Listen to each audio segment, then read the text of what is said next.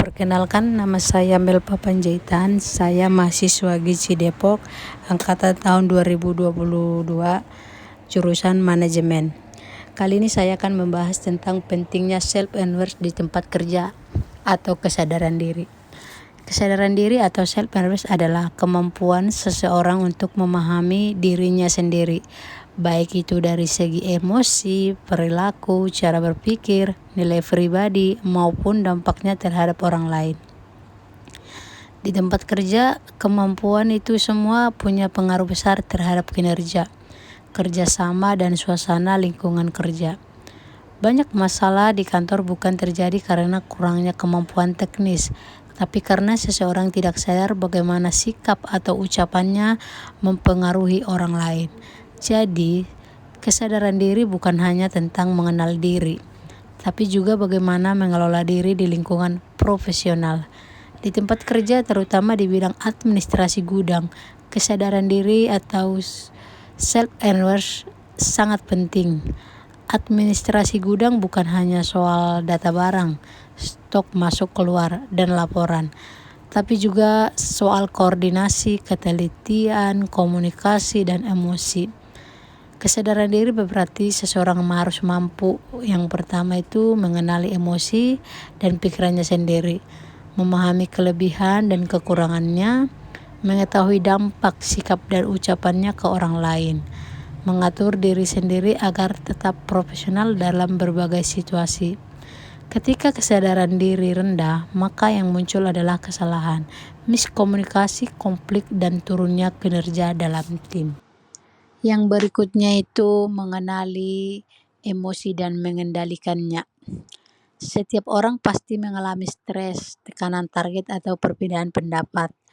Orang yang memiliki self-awareness mampu menyadari ketika emosinya sedang naik, mengendalikan respon agar tetap profesional, tidak melampiaskan rasa jengkel ke rekan kerja, memilih waktu yang tepat untuk bicara, atau menarik diri sejenak.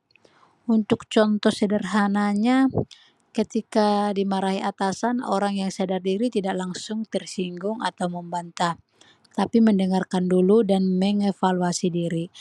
Dampak dari kejadian tersebut, mungkin konflik bisa dihindari, suasana kerja tetap kondusif, orang lain juga merasa nyaman bekerja dengan kita. Untuk studi kasus seorang admin gudang, misalkan seorang admin gudang ditelepon bagian produksi mungkin karena ada data stok atau bahan baku yang tidak cocok. Atau mungkin dia karena lelah, jadi mungkin dia menjawab dengan nada tinggi karena merasa disalahkan. Akhirnya hubungan antara divisi bisa merenggang.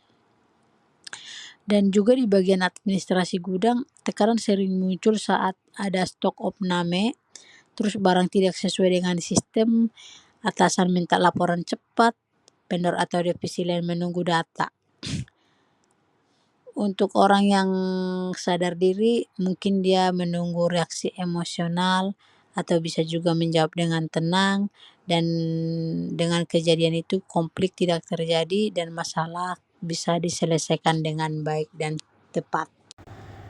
Yang berikutnya, pahami kelebihan dan kekurangan diri.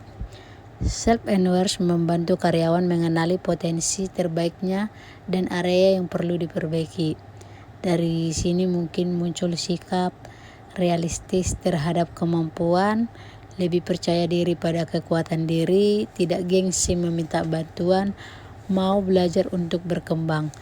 Untuk contoh sederhananya, seseorang yang tahu bahwa public speaking bukan kekuatannya, mungkin dia akan mencari pelatihan atau latihan, bukan malah menghindar atau memaksakan diri tanpa persiapan. Orang yang memiliki kesadaran diri semacam ini biasanya dia lebih terbuka dan evaluasi, punya peluang karir yang lebih cepat naik. Yang berikutnya itu ada komunikasi efektif atau memperbaiki komunikasi dan kerjasama tim.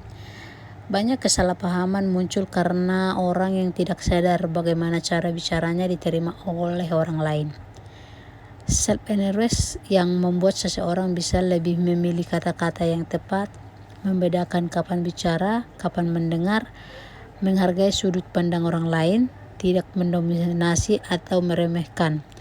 Untuk contoh studi kasusnya, kayak misalkan seorang administrasi gudang meminta tim gudang menggeser barang retur tanpa menjelaskan alasannya. Operator mungkin merasa kayak diperintah seenaknya gitu ya, dan mungkin dia ogah-ogahan menjalankan tugas. Akhirnya pekerjaan tertunda. Bukan hanya itu, admin gudang juga sering berhubungan dengan tim lapangan atau kayak checker, operator, forklift, processing, produksi atau kurir atau juga vendor. Untuk itu, orang yang sadar diri juga lebih bijak menyampaikan kritik dan lebih tenang menerima kritik.